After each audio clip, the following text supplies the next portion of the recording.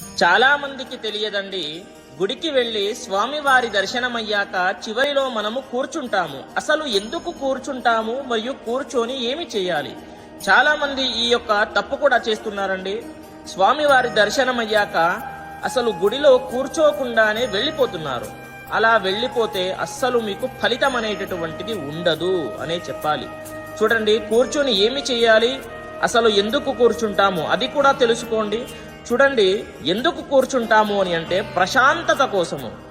మన జీవన విధానములో మంచి చెడు తెలుసుకొని సరి చేసుకోవడానికి ఆలోచనలో పడి సరి చేసుకుంటాము.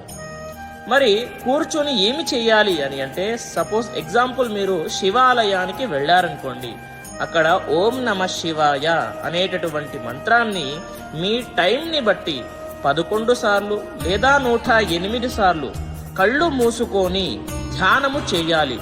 అప్పుడు మీకు తప్పకుండా ఫలితం అనేటటువంటిది ఉంటుంది, స్వామివారు ఇస్తారు.